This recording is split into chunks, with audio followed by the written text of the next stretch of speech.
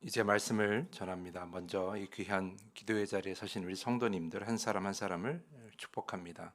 축복할 때에 믿음을 가지고 아멘으로 응답하시기를 간절히 부탁을 드립니다. 평안하십시오. 성령 충만하십시오. 이 시간은 말씀과 기도를 통하여서 늘 성령 충만하고 성령의 열매로 풍성한 삶을 살아내시는 여러분 모두가 되기를 간절히 축복합니다. 삼손은 사사입니다. 오늘 본문 마지막에 보면 삼손이 이스라엘 사사로 20년 동안 지냈더라, 이 말씀을 가지고 우리는 사사가 삼손이 사사라는 것을 우리는 알게 되죠. 하지만 이 구절을 제외하고 그저 삼손의 인생을 보면, 사사라는 걸 제외하면 과연 삼손이 사사가 맞는가 할 정도로 연약하고 부족한 모습이 참 많습니다. 어제 묵상한 사사기 14장을 보면 자신이 낸 수수께끼를 아내의 도움으로 풀어낸 블레셋 사람을 향해서 그 분노하죠. 그래서 삼손이 그 분노를 가지고 블레셋 사람 30명을 죽이게 되는데, 이때 하나님의 영이 임하여 어떤 힘을 가지고 30명을 죽이게 됩니다. 하나님께서 쓰시긴 하셨지만 사실 그 자리에서 분노할 상황인가로 봤을 때는 사실 그렇진 않다라고 할 수 있어요. 이 일로 삼손과 결혼했던 아내는 다른 사람에게로 가서 살게 되고, 또 삼손은 또 이것에 또 분노하면서 블레셋 지역에 익어가는 곡식밭과 포도나무와 감난나무를 다 불질러 버립니다. 분노의 결과라고 하기에는 정말로 그 아내가 다른 사람에게 간 것에 정말 분노한 것이 정당하다 하더라도 이렇게까지 화를 표현하는 것조차 사실은 사사로서의 모습으로는 잘 맞지 않다라고 할 수 있죠. 이 일로 인해서 블레셋 사람들이 사사 삼손에게 매우 분노하게 되고, 블레셋 사람들은 유다로 올라가서 삼손을 요구하게 됩니다. 삼손을 잡아오라고 얘기를 하죠. 안 그러면 유다 지역 사람들에게 더 억압할 것이라고 협박을 합니다. 유다 사람들은 삼손을 결박하여 블레셋 사람들에게 넘겨주는데, 그때도 하나님의 영이 삼손에게 임하여 결박이 풀어지면서 삼손의 나귀의 새 턱뼈로 블레셋 사람 1000명을 죽이게 됩니다. 근데 이 장면에서도 삼손의 약한 모습, 그 죄가 드러나는데, 턱뼈로 싸웠다라는 것은 시체를 만졌다라는 것을 의미합니다. 원래 나시리는 만져서는 안 되고, 또한 하나님의 말씀에서도 시체를 가까이 해서는 부정한 일인데도 동물의 턱뼈를 가지고 싸웠다라는 것은 그것은 말씀에 불순종한 것이라고 할 수 있어요. 그리고 16절 말씀 보면 이렇게 턱뼈로 1000명을 죽이고 나서 나귀의 턱뼈로 한 더미 두 더미를 쌓았으며 나의 나귀의 턱뼈로 내가 1000명을 죽였도다, 이렇게 노래하거든요. 이것이 노래 가사인데, 삼손이 부른 노래인데 이 노래에서 보면 내가 1000명을 죽였도다라고 이렇게 이야기를 합니다. 근데 사실 14장에도 그랬고 오늘 말씀에도 그렇고, 삼손이 블레셋 사람을 죽일 때 그의 힘으로 한 것이 아니라 하나님의 영이 임한 거였거든요. 하나님의 영이 임하여서 자신의 힘이 아니라 하나님의 힘으로 블레셋 사람을 죽인 건데, 그는 자신의 힘으로 자신이 죽였다라고 노래하고 있는 거예요. 그러니까 자신을 높이고 하나님께 영광을 돌리지 않는 그런 연약한 모습을 보여주고 있는 것이죠. 그런 약한 모습을 보였음에도 그가 1000명을 죽이고 목이 너무 마르니까 하나님께 부르짖습니다.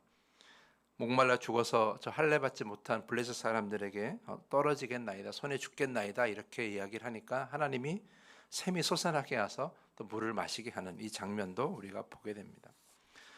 그러니까 삼손은 그렇게 약한 모습, 많은 연약한 죄의 모습을 가지고 있었음에도 또 하나님의 영이 임하고 또 하나님이 또 필요할 때 물도 주시는 참 독특한 모습이라고 할 수 있어요. 우리가 여기서 한 가지 기억해야 될 것은, 어쨌든 오늘 본문 20절에 나와 있는 것처럼 하나님은 삼손을 사사로 부르신 건 맞아요. 그러니까 하나님께서 삼손이 이뻐서라기보다는, 하나님은 어제도 말씀드렸지만 하나님은 블레셋 사람을 치기를 원하셨습니다. 블레셋 사람을 치는 것이 하나님의 뜻이었고 하나님의 분명한 계획이었기 때문에 하나님이 그 삼손을 쓰신 거예요. 그런 과정 속에서 사사로서의 그 하나님의 쓰임을 받긴 했지만, 이스라엘이 너무 악하다 보니까 지금 연약하고 악한 삼손이 그렇게 쓰임을 받게 되는 거예요. 그리고 여기서 한 가지 독특한 부분이 있는데, 어제 읽은 사사기 14장에서 그 수십 개 깊은 블레셋 사람을 죽일 때도 그랬고, 오늘 자신을 잡아온 블레셋 사람 1000명을 죽일 때도 그렇고 여호와의 영이 임한다라고 기록되어 있거든요. 그런데 여호와의 영이 그냥 임하시매라고 기록된 것이 아니라 동일하게 이렇게 기록되어 있어요. 여호와의 영이 갑자기 임하시매라고 말이죠. 자, 우리가 이 갑자기라는 단어를 잘 봐야 돼요. 왜 갑자기 임하였을까? 왜 하나님의 영이 그때 갑자기 임하였을까? 두 가지 의미가 있어요. 첫 번째는 하나님이 그때에 블레셋 사람을 치려고 하셨기 때문이에요. 그러니까 삼손을 통해서 하나님이 원하시는 그 계획, 블레셋 사람을 치고자 하는 그 계획을 이루기 위해서 갑자기, 그러니까 그 순간에 삼손이 블레셋 사람들과 싸울 때에 그 하나님의 영, 하나님의 힘을 보내셔서 하나님의 뜻을 이루시는 거죠. 그때가 하나님이 원하시던 그때라는 거예요. 첫 번째 의미는 그것이고요. 두 번째 의미는 무엇이냐 하면, 갑자기 임하시네라는 말을 생각해 보면 그 이전에는 여호와의 영이 삼손과 함께 하지 않았다라는 거예요. 그러니까 삼손은 사사였지만 여호와의 영이 임하지 않는, 그러니까 여호와의 영과 함께 하지 않는 그저 부족한, 연약한, 죄 많은 사람이었을 뿐이었다라는 겁니다. 그래서 삼손이 쓰임 받을 때는 여호와의 영이 임하였지만 그 이외에는 여호와의 영과 함께하지 않는, 하나님을 찾지 않는 그런 사람이었다라는 거죠. 그래서 그만큼 삼손은 부족한 사람이었고 하나님 보시기에 쓰임 받을 만한 사람은 아니었다라는 걸 우리가 기억해야 합니다. 오늘 본문 말씀을 통해서 우리가 스스로를 우리가 돌아봐야 될 것은 이거예요. 하나님의 영이 갑자기 임하는 그런 삶이 아니었으면 좋겠다라는 거죠. 하나님의 영이 갑자기 임하는, 하나님께서 우리를 쓰시고자 해서 하나님의 영이 갑자기 임하여서 그것이 마치 내가 한 것처럼 나의 영광을 돌리는 그런 사람이 아니라 하나님의 영이 늘 임하는, 하나님의 성령과 늘 함께하는 그런 삶이 되어야 한다는 거예요. 그렇지 않으면 우리는 그저 하나님께 불순종하고 하나님께서 원하지 않는 그런 삶을 살면서도 착각하게 돼 있어요. 아, 내가 하나님께 쓰임 받는구나. 내가 하나님께 쓰임 받아서 하나님의 사람이구나, 이렇게 착각할 때가 있는 거예요. 오늘도 삼손이 마치 하나님께서 자신을 사용하여서 이스라엘을 구원한 것처럼 생각하지만 사실은 그때 하나님이 그들을 블레셋 사람을 죽이기 위해 갑자기 성령을 보낸 것이지, 삼손이 정말 잘해서 성령이 함께한 것은 결코 아니라는 걸 여러분이 기억해야 돼요. 하나님의 뜻이 강해서 그랬던 것이지 삼손이 뭐가 이뻐서 성령을 보낸 것은 결코 아니라는 거죠. 그러니까 우리는 그렇게 살아서는 안 된다라는 거예요. 우리는 어떻게 살아야 됩니까? 성령 늘 충만하게 살아야 되는 거예요. 성령이 늘 충만하게 살아서 우리가 언제 어디서나 하나님의 뜻에 따라 살고 하나님의 쓰임 받는 그런 우리 모두가 되어야 되는 거예요. 하나님이 겨우겨우 성령 보내서 하나님의 뜻을 이루는데 겨우겨우 쓰임 받는 것이, 그것이 결코 좋은 모습은 아니라는 거죠. 그러니까 여러분 착각하시면 안 돼요. 내가 하나님께 한두 번 쓰임 받았다고 해서 내가 뭔가 하나님의 귀한 사람인 것 같고 내가 하나님 앞에 온전한 사람인 것 같고 결코 그렇게 생각해서는 안 된다. 나에게 죄가 있고 나 연약한 모습이 있고 내가 하나님보다 다른 것을 찾는 그러한 모습이 내게 있다면 그것은 결코 온전한 삶이 아니에요. 늘 회개하고 하나님 앞에 늘 나 자신을 돌아보고 나의 부족함을 고백할 줄 알아야 되는 거죠. 삼손이 만약에 이런 자신의 모습을 안에서도 내가 하나님 영 통해서 내가 이기긴 했지만 그러나 내가 하나님 말씀에 불순종하여 연약한 삶이구나라는 걸 늘 깨달았다면, 그것을 돌아봤다면 삼손의 그 마지막이 그렇게 불쌍했을까? 다 두 눈이 뽑히고 블레셋 사람에게 잡혀가서 조롱거리가 되고 그런 모습을 살았을까? 저는 그러지 않았다고 생각을 합니다.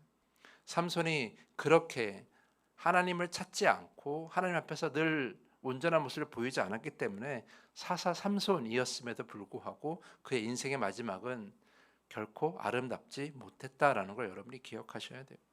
그러므로 우리의 인생이 하나님 앞에서 온전하여지고 하나님 보시기에 아름다운 그런 삶으로 살기 원하신다면 늘 우리는 하나님의 영과 함께 해야 합니다. 늘 성령 충만하셔야 돼요. 성령 충만함을 늘 간구하셔야 되는 거예요. 그러면 오늘 삼손이 먹었던 그 샘물, 우리의 영을 적시고 우리의 영을 충만케 하고 우리의 삶을 풍성히 하는 그 샘물 안에 우리는 영원히 살게 될 것입니다. 하나님과 함께하면 그곳이 바로 늘 풍성한 삶을 사는 곳이 되는 것이겠죠. 그런 여러분의 인생, 그런 여러분의 삶이 될 수 있기를 간절히 축복하면서 오늘 말씀을 마치겠습니다.